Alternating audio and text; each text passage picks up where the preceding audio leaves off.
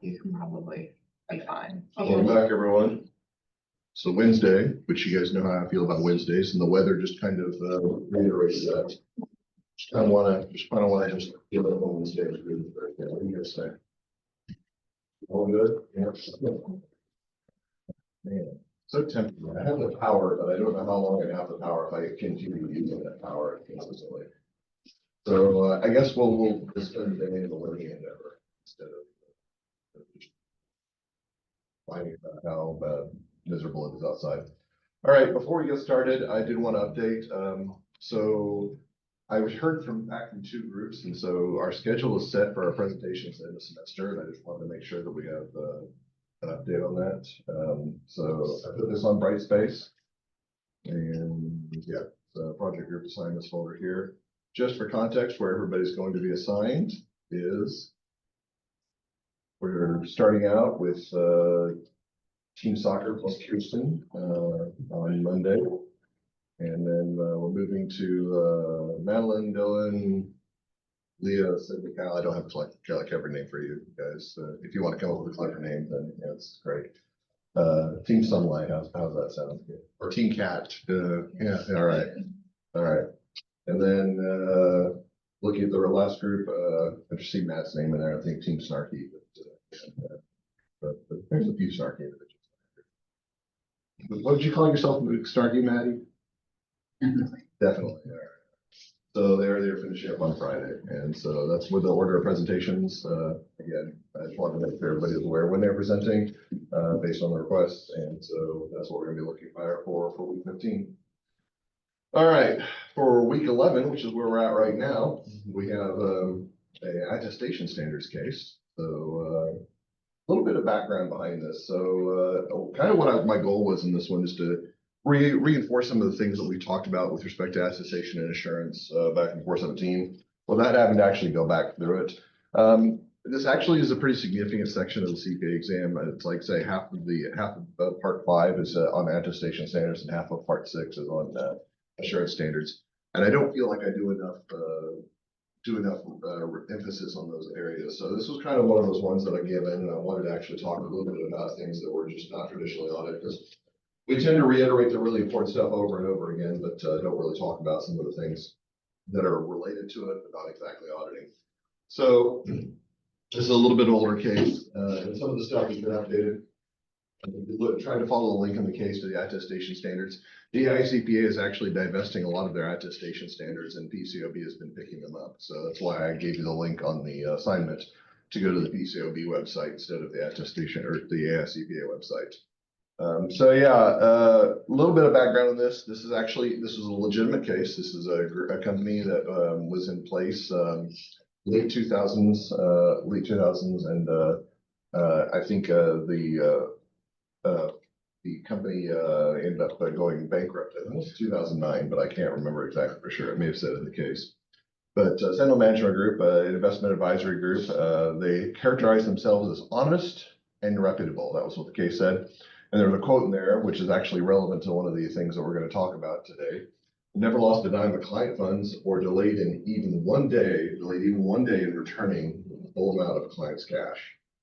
So yeah, some interesting characterization, and they presented some detail about what the nature of the business model for Sentinel was. And Sentinel actually had a pretty standard business model. It was a kind of a traditional investment banking business model, where they've got a segmentation between the custodial accounts and then what Sentinel's own accounts were. And then there was a loan from the bank to Sentinel that was collateralized by this account.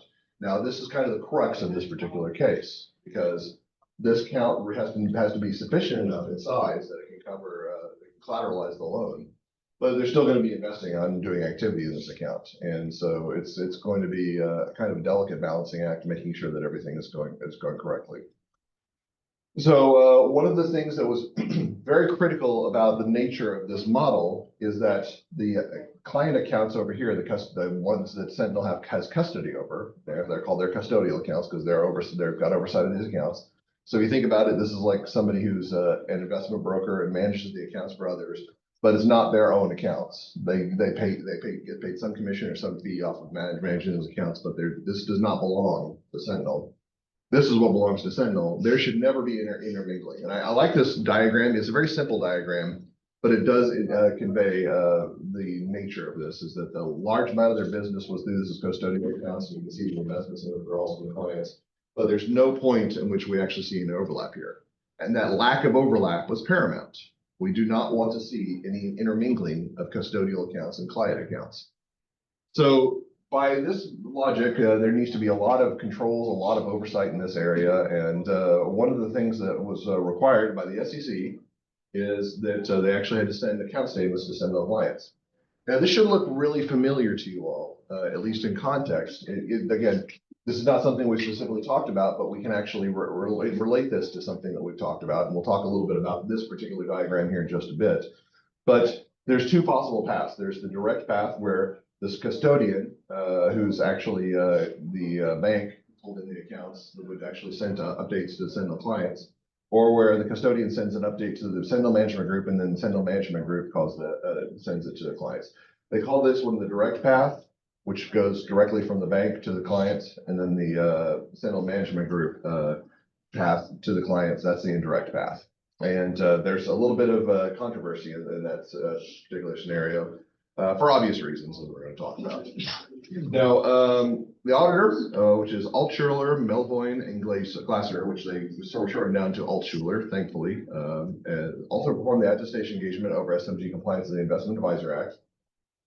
So there was supposed to be some criteria they were supposed to follow, and it talks about the nature of testing on a surprise basis. And they said that this test work was required to be tested on a surprise basis.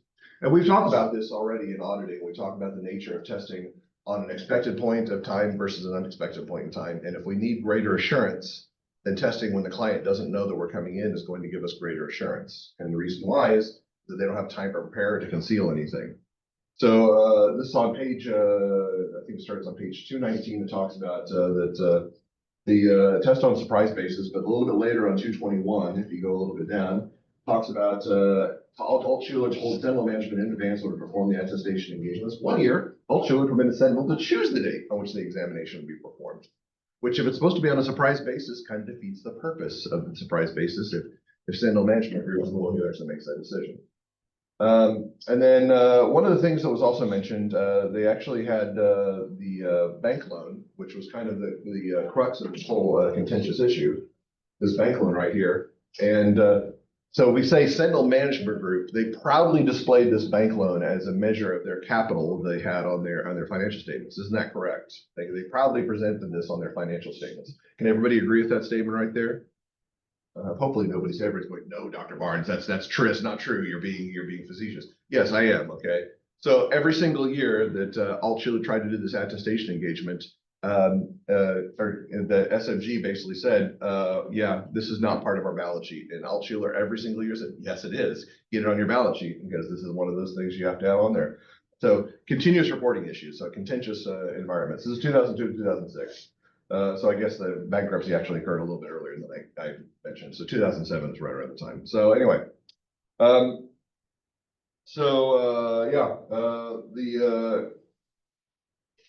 kind of the whole thing came unraveled when Altschuler started sending confirmations to the bank on the custodial accounts, and they were inconsistent with SMG reporting. It was basically where they found that the segment 1 accounts are being held in the Sentinel's house portfolio, and if you're in that situation, if you're providing some sort of attestation service and you hear this is probably where you see a massive red flag and you say, okay, stop. We have to verify this through all necessary means, and it needs to be perfectly reconciled, perfectly detailed, because this is a massive blaring beacon that something is going wrong. And so that's what Altschuler did. Okay, they basically stopped everything and said, let's fix this. Now again, I'm being facetious again. So when this happened, when this came up, Altschuler basically went to SMG and they asked management several questions, oral representations as they were referred to, and management for management, and they provided limited follow-up work on the identified discrepancies. So basically, when something bad came up, they said, "Oh, should this be happening?" And management said, "Oh, that's just a minor thing. This is not happening pervasively throughout our accounts. Don't worry about it." And Altschuler's like, "Hey, that's good enough for me." Okay. So part of the reason the justification Altshuler had for this is this was a very minimal work client on this. I think they said that the partner was doing like an hour and a half of assurance work every single year on this client. And so there was not a lot of effort put into this particular engagement. And so we had to head forward to mid 2007, and this is the start of the subprime financial crisis, which recently we just talked about. That's kind of had its emanations in late 2007. And what happened to customer withdrawals right around that time? Customer withdrawals started spiking because they started saying, "Hey, we're a little bit worried about the financial markets, the way they're operating. We're going to need a little bit more support for ourselves." And so SMG was required to actually cover these withdrawals, and because they were trying to cover withdrawals, they were trying to cover accounts that they didn't have the funds on hand for. They basically said, "Yeah, you caught us. We don't have the necessary funds on hand to maintain the loan default." Okay, and they defaulted on their loan, and that's when everything started hitting the fan, so to speak. All right, so that is where we hit questions for today. So I had you to answer the first one, foundation questions, and these were kind of nice in the fact that these relied a little bit on the case, but also a little bit of research that you had to do with identification of information. And so some of this is going to be very straightforward. Some of this is going to be very important that we understand what it is that we're looking at here. Now, the critical thing to understand here is this is not an audit engagement. So some of the terminology that we tend to use from an audit vernacular is not going to be the same held. It's going to be conceptually similar, but it's not going to be identical. So, for example, when we talk about assertions here in just a second, you're going to say, "Oh, I know management assertions. We've been drilling those ahead." It's like, no, those are management assertions from an audit perspective, okay? So the assertion doesn't necessarily hold the same way that we would think about them from an audit perspective. So it's going to be a little bit dicey when we think about it from that perspective. And so, yeah, we're going to try to free our mind in that regard. So let's start out with question A. The attestation and standards identify 3 types of engagements: examinations, reviews, and agreed upon procedures. Everybody remember those back from SSAEs, the 3 types of engagements? So there were 3 engagement types, and then there were 6 service types. Let's see if I can remember them. Agreed upon procedures, prospective financial statements, pro forma financial statements, MD&A, SOC, and compilations. Okay. ACCT exam. All right. So those were the services and the engagements, but this one is just asking, how does the level of assurance differ between these types of engagements? And then try to identify which type of attestation engagement was Altshuler hired to perform. So let's go with the first question. How does the level of assurance differ between these types of engagements? Leah, let's start with your group. Examinations provide the highest level of assurance. Review is limited assurance, and agreed upon procedure is no assurance. Yes. So examination is effectively an audit. In fact, if we look at this criteria for an examination, an audit is just basically a very specific type of examination. It's an examination over financial statement reporting and internal control reporting. So we think about examination. Examination is the highest level of assurance. What do we call that highest level of assurance that we can achieve? Assurance, reasonable assurance. Yeah. Okay. So then we have reviews, which a review is less intensity and scope. It usually has limited procedures, usually inquiry and analytical procedures. We provide limited assurance or negative assurance. Remember, negative assurance is that statement that we are not aware of any material modifications that need to be made. Okay. And then we have agreed upon procedures. Agreed upon procedures have basically no assurance. It's just basically saying, here's some work we did. Let's share the findings with you. Draw your own conclusion. We're not going to draw any conclusions from it ourselves. So what type of attestation engagement is Altshuler hired to perform? Which is interesting because it didn't specifically say in the case criteria. You had to infer from some of the details that were given in the case. Stick with Leah's group. What did you guys identify? And how did you determine it was an examination? We did use the term examination in there, but also it was effectively an audit. Yeah, so it's effectively an audit. And if you notice in the attestation report, it says, "We have examined management assertion," which is a strong language to say that if they're doing this particular work, that they use the word examined. If they were doing a review, they would say, "We have reviewed." If we said agreed upon procedures, we have performed or applied agreed upon procedures. So we have examined. It's not, that word is not something that's interchangeable for other lower types of evidence. That word is very specific for an examination. So the examination, this needs to be effectively an audit. All right, high levels of assurance. All right, important to note. That's going to kind of color what we're going to be doing moving forward. So attestation begins with identifying the subject matter of the attestation engagement. So identify the subject matter, assertion, and responsible party as discussed in this attestation engagement. And that report can kind of guide you in this particular issue. So or this particular question. So Dylan, what your group identify as the subject matter for this particular assurance or attestation engagement? We said the subject matter was compliance under the Investment Advisors Act of 1940s. Yeah, I think you're on the right track because I think that's the assertion. Okay. So that's the assertion. In fact, you can tell that from the way the sentence works. So it says, we have examined management assertion. Let me see if I can make this a little bit larger. Okay. And then it's got a space and commas that's really confusing. So management assertions that Sentinel Management Group complied with certain provisions. So assertion that they complied with certain provisions. Okay. That's the assertion. So subject matter itself, what is it they're complying with? What needs to be in compliance with that? And that's actually their investments that were being held by SMG. All right. So these are going to be the custodial accounts that were being managed by SMG, and they were separate from the other accounts. So generally correct. It's just a little bit of identification, articulation. Who's the responsible party for this one? We said the responsible party for applying, or so in identifying so the language that's used is they say identifying the subject matter. So who's the responsible party for this subject matter?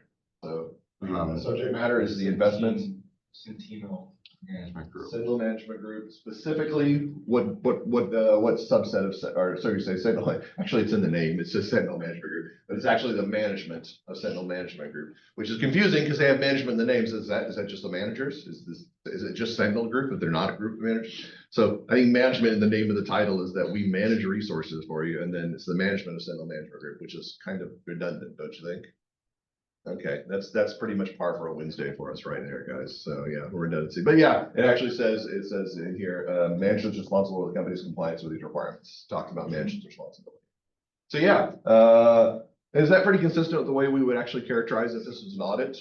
Okay, we would actually have the subject matter would be the financial statements, and then the assertions would be varied. We wouldn't have just a single assertion, but we'd have multiple assertions.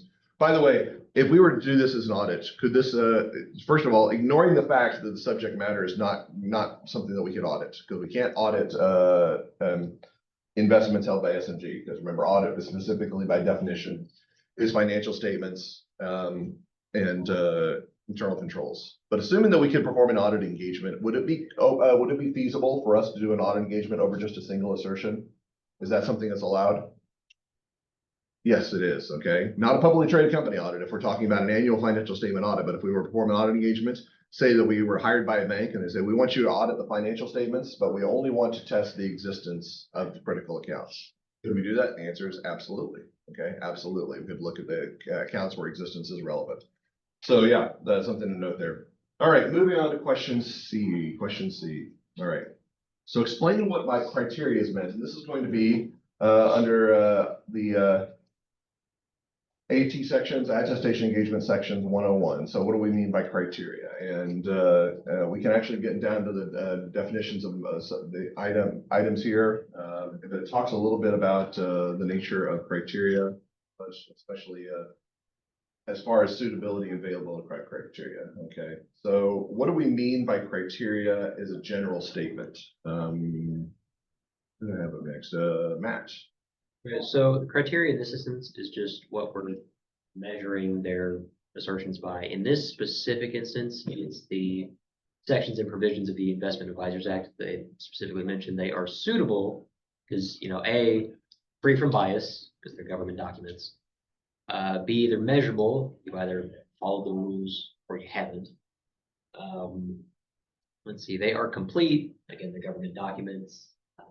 Wouldn't have published them if they weren't complete documents that gave you everything you need. And they are relevant because an investment firm is complying with the Investment Advisors Act. Good. So good summary of paragraph 24 of the attestation standard. So when we talk about criteria, just as it just defines and Matt stated, the standards or benchmarks in which to use the measure to present the subject matter against what practitioner evaluates subject matter. Okay. So that's a really technical definition, but think about how we would apply that in a very simple setting. Okay. Do we say that we have criteria for this particular course? Okay, so criteria, what is it that I'm trying to do? I'm trying to measure your performance, and I'm going to assign you a grade based on your performance. What are my criteria? Well, in general speaking, do you complete the assignments in an effective manner? Can I identify the work that you've performed? There's also other more subtle criteria, such as showing up for class, making sure that you communicate to me when there's an issue, things that are outlined in the syllabus, all the criteria I defined in that. But for the most part, the criteria are pretty well established, okay? By the way, one of the criteria is not laughing at my bad jokes. That's not a criteria. That's just a bonus, guys. That's just a bonus, all right? Anyway, yeah, so as far as criteria, suitability and availability of criteria are two of the things that we have to be very aware of. The next part of the question actually asks, what are the suitability of criteria or suitable criteria? Matt pointed out, they have to be objective, measurable, complete, and relevant. And we're going to get into a little bit more digging down of whether or not we can actually identify suitable criteria for certain measurements that they actually attributed to themselves at Sentinel Management Group. But we'll come back to that. As far as that goes, let's get to part D. So the quarterly statements, going back to figure 2, why might it be important for an accountant to consider whether the quarterly statements of clients follow the direct path or the indirect path? So let's just take a look at that. All right. So we've got the direct path, which is basically going from the bank to for the clients, or we have the indirect path, which is the bank to the Sentinel Management Group to the clients. All right. And so I think we can probably into it. There's probably there's an issue here, but which do we say is going to be more? What is going to be the preferred path if you're a client of Sentinel Management Group? Which would you prefer, Tyler? What's your group say? Okay, what was the logic behind saying it? You're right, but what was your logic behind that? We do the indirect path, like until management group could tamper with it. Okay, so this is what we're kind of getting to the payoff. This is something that I talked about. I said we talked about previously. So what was our criteria? We talked about confirmations. Remember we talked about confirmations back in 417, and we talked about how we tested with confirmations. And one of our biggest criteria is the auditor has to make sure that they maintain control of the confirmations. So if the confirmations were sent out to a customer or a vendor, and the third party sends it back to the client, can we use that confirmation? We can't use that confirmation. Why? The client could manipulate. Client can manipulate that. The whole point is to actually get an independent representation. Is this kind of consistent with that logic right here that we're talking about? Is that our client can manipulate the information that's being sent to third parties? Now, obviously, this is not something that we're using for our own testing or measurement as the attestation practitioner, as the CPA. But can Sentinel's clients rely as heavily on attestations made by Sentinel Management Group as they could directly from the bank? Probably not. Okay, it's the same kind of logic that holds. Is that direct path is going to provide more reliability, more assurance to the clients themselves than following the indirect path. Now, let's just go ahead and play devil's advocate. Is everybody on board with that? Okay. What might be some rationale for using the indirect path? And I'm not talking about rationale. You can't look me in the eye and say, because we want to commit fraud, Dr. Barnes. All right. That's not on the table. All right. That's not on the table. But let's go ahead and assume that there's a well-meaning rationale. Is there maybe a well-meaning rationale why Sentinel Management Group might want to use the indirect path? Can provide other information to their clients. Sure, they can provide insight and meaningful translation of the information provided by the bank. The bank is just going to articulate what the balances are and what the numbers are. It's not going to provide any insight as to what those numbers represent. Whereas Sentinel Management Group could actually provide an interpretation of that information for people who are not necessarily in the knowledge or in the know of whether or not numbers going up or down are a good thing or a bad thing or a signal for the future. So there might be an argument for actually providing feedback and providing additional insight that Sentinel Management Group would have on those numbers. We do run the risk, though, of those numbers being tampered with and manipulated. So that's certainly problematic. Okay, part E.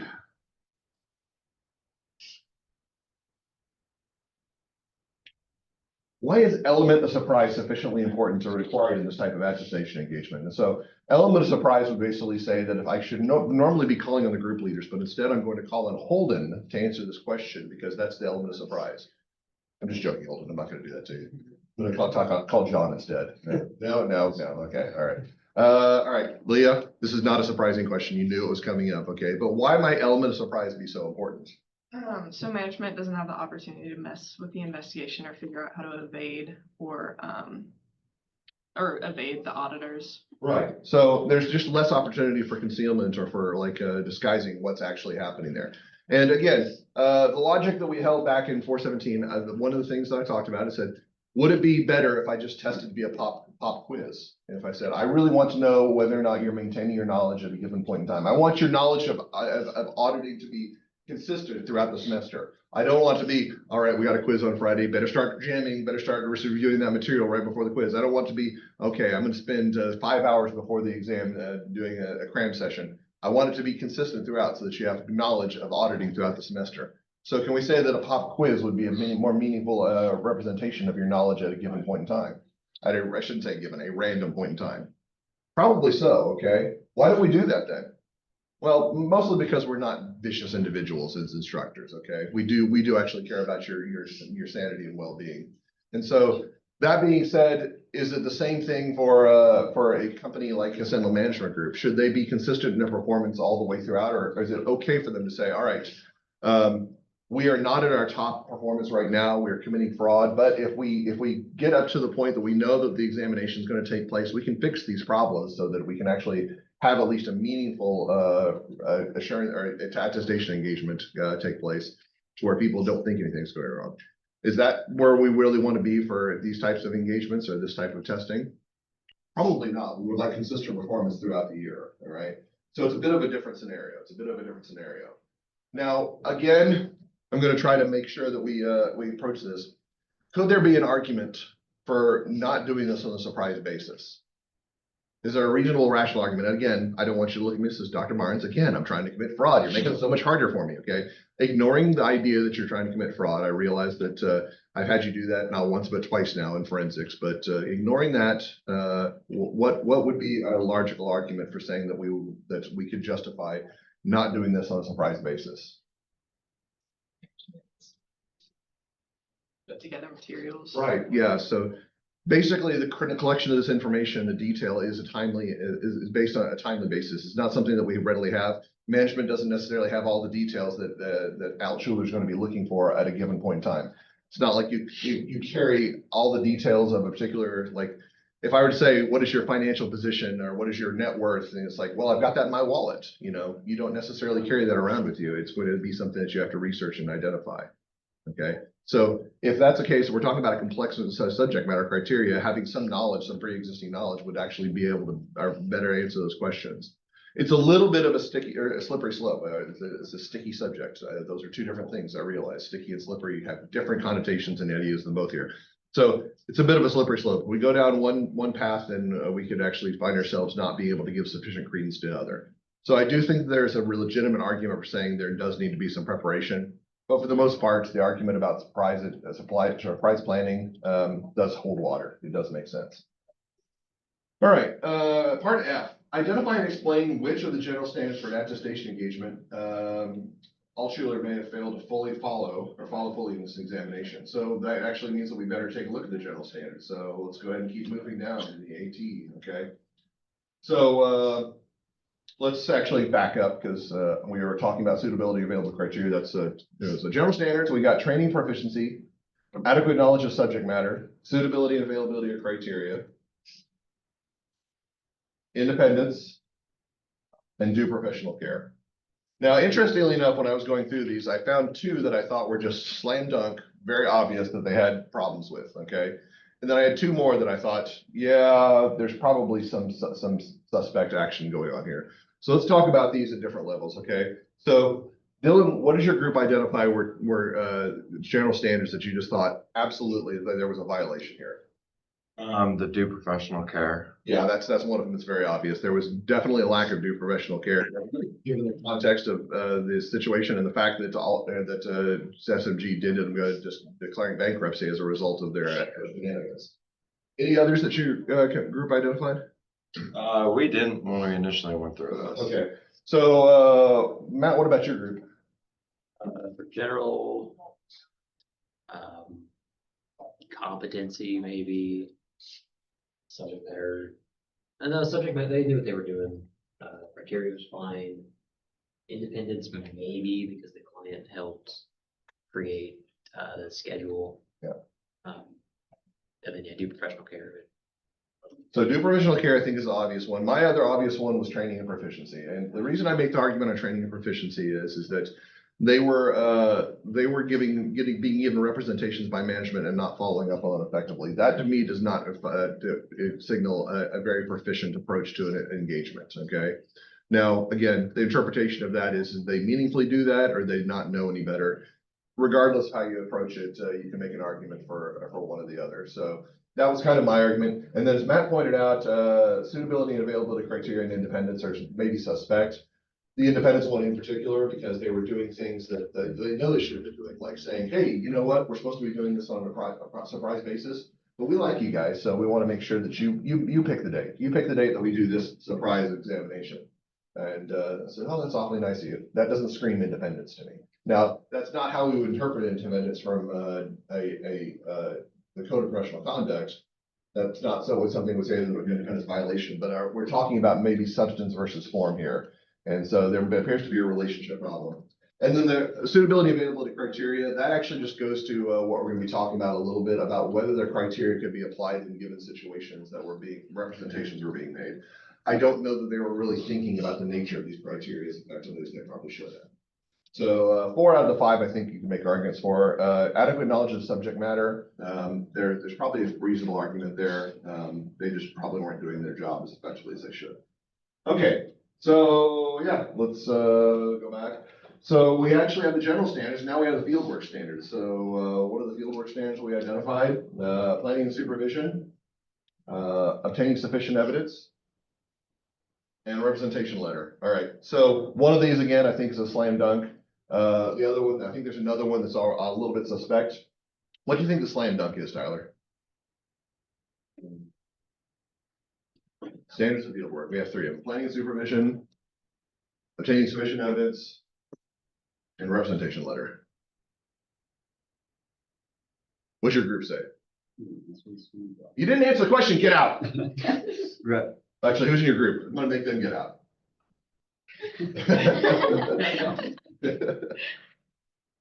All right, so you're gonna have to wing it on this one. Of those 3 professional standards for planning and supervision, do professional care, and representation letter, which one do you think would just be lax in this particular engagement?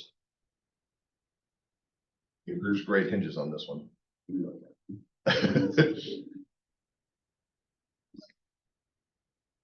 Any sufficient evidence?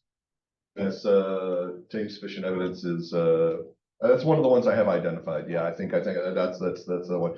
So did they obtain sufficient evidence to support the assertion or to support the management assertion or the assertion in the engagement? I don't think so. I think there's a lot of detail, a lot of been missing. The big issue that we know that obtaining sufficient evidence that we see is probably problematic is, again, with that when they found those confirmations were not consistent with management representations, how did they follow up on those confirmations? Did they say, all right, we need to see direct evidence this is being held by the wrong by the proper custodians? Or did they say, hey, management, can you talk to me about this? I've only got an hour and a half that I can allocate to this engagement because I've got another hour and a half I need to spend on the golf course. And so, yeah, I should really stop teasing. I know there's people that like to play golf. I'm not trying to tease golfers. I'm trying to tease lazy managers or lazy partners. That's what I'm trying to tease. So, all right. So, but my apologies if you thought that I was being offensive to golf. I'm not trying to be offensive. I'm trying to be offensive to accountants, which I realize is also problematic. Yeah. Anyway, yeah. So, yeah, certainly when we talk about obtaining sufficient evidence, there was a problem there. So, Tyler, congratulations, you saved your group. Okay. So whoever's in the group with Tyler, go ahead and give him a pat on the back after class is over and say, thank you, Tyler. You're my hero. All right. All right. What's another one that's possibly a violation here? Not nearly as clear, but we could say there's a violation here. Is a representation letter? Probably not. That's not really talked about in the case. So probably planning and supervision. Yeah, planning and supervision. There may not have been adequate enough. The key that we identified there is the fact that the partner was just so not engaged in the engagement. And so there's not sufficient oversight, which again has to do with the scope of the engagement. It's so minor that the partner said, I really only have an hour and a half that I can spend on this engagement.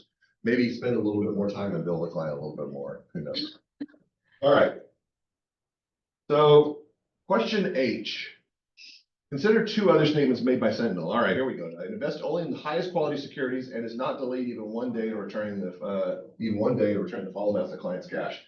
Do either of both these assertions meet the suitability criteria standards for attestation standards? Okay, that is, if Sentinel had wanted a CPA performed to an attestation engagement on either of these assertions, couldn't account to do so. So this is not the direct relevance of this engagement, but this does lead to some statements that were made by Sentinel that are suspect. Okay.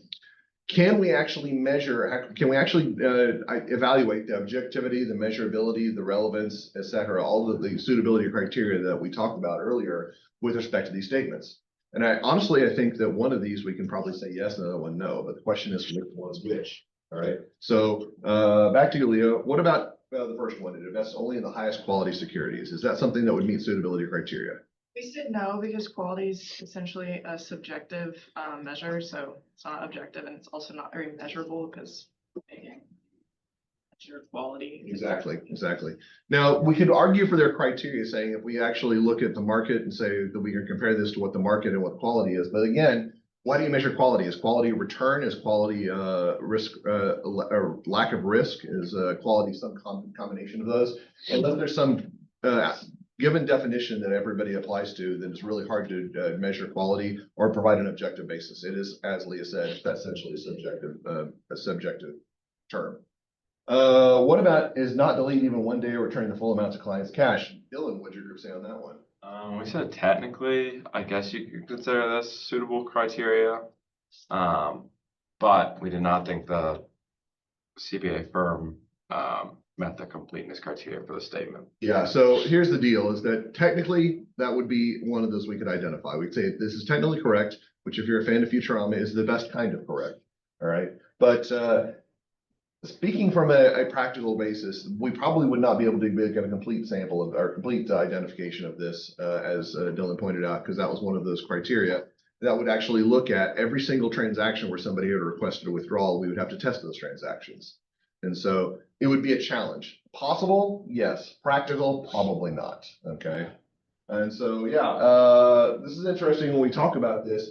It appears that Sentinel Management Group was very, very good about making assessments or making statements that they could not actually support through objective means or through any of these criteria, which is certainly problematic if you're the practitioner going in to evaluate the performance of this organization. If you're the CPA, you say, well, this doesn't meet suitable criteria just at a very basic face value, you're going to have a lot of concerns about the engagement firsthand.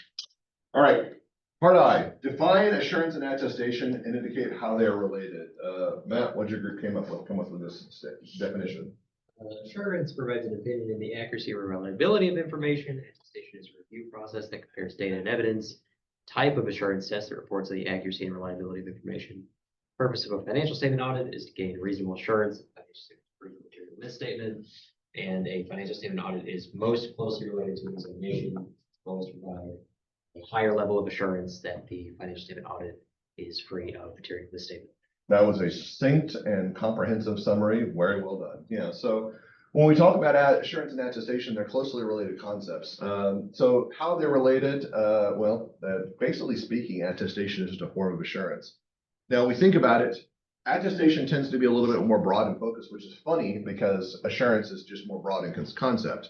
But we think about how does attestation differ? We think about the different types of engagements that we can perform and the services that are performed there. Generally speaking, when we focus on those are going to be really, really widespread, SOC engagements, MD&A, compliance, prospective financial statements, all of those things that are well beyond the scope of financial statement audits that we talked about before. Yet when we go back to the assurance criteria, oftentimes when we talk about assurance engagements, we talk about them from perspective of financial statement assurance. Now, does that mean that assurance is limited to those areas? Not really. It's got a much broader scope than that. But for the most part, that's what we tend to talk about when we discuss in this area. And that's what they tend to test on the CPA exam. So, and any of you who have actually looked at the CPA exam criteria, which we're going to be looking at in the next few weeks, they talk about the three types of engagements that are under assurance. There's the preparation, compilation, and review engagements, which all of those relate to financial statement details. All right, last question for the day. For a financial statement audit, identify the subject matter, the assertion, the responsibility, or responsible party, and suitable criteria. All right, this is your time to shine, Tyler. We're going to play Lose Yourself by Eminem in the background. Yeah. So, all right. Yeah. Want me to start rapping? Dun, dun, dun, dun, dun, dun. All right. Subject matter, we said was gap, Briar Copper. So, yeah, so I think, Gap, or a coffer, it's going to be, we'll go ahead and keep going. We'll talk about that again. Assertion, we said declaration that the subject matter is in conformity with the selected Who's the responsible party? management and those charged with governance. Good. And what is our suitable criteria? Said that the object to be implemented by the outside party, measurability, gap provided the rules to Yeah. adhere to. Yep, so Yes. good. So for the most part, when we talk about suitable criteria, it's going to be everything that's covered by generally accepted accounting principles. So when we talk about suitable criteria, what are the criteria that they have to conform to for the financial statements? That's gap. Subject matter, Tyler also identified as gap. That's correct as well. But keep in mind, when we're talking about the subject matter, it's going to be what are the rules required under gap? How do we present financial information under generally accepted accounting principles? Is it forward-looking or is it something else? Historical. Okay, so it's going to be historical information. Historical financial information, basically the information that comprises the financial statements. That's the rule that we follow under GAAP. All right. Very well done on the assertion. You didn't start just listing out all the 8 assertions, but those are odd assertions, Dr. Barnes says. No, the assertion at a very general level is that financial statements are free from material misstatement. Now, how do we test that? We identify the risks that could actually lead to material misstatement and identify the management assertions that relate to those risks. But for the most part, the general assertion itself is just that material misstatement that exists in the financial statements. And then responsible party is definitely management in that scenario. So this is just kind of an interesting application of what we talk about with respect to attestation and how it actually applies to what we've already learned. Now, is that something that's going to be relevant to you in the real world? Probably not. You're not going to have a partner saying, all right, I want you to apply the subject matter assertion responsibility and suitable criteria in this engagement. If that happens, you're going to stand up proudly and say, I'm prepared for this. I remember Dr. Barnes was rapping Eminem, and it was like, that was my moment to be ready. But other than that, if that does happen, you'll have to make sure you let me know. Other than that, it's just mostly going to be application of information that you should be familiar with at this point in time. All right, that does it for today. We've got next book club reading and CPA prep for Friday. On the CPA prep, the multiple choice questions are a nightmare. You may have to do some research on those simply because it's not stuff that we've readily covered. We have covered them to some degree, but some of them is a little bit vague.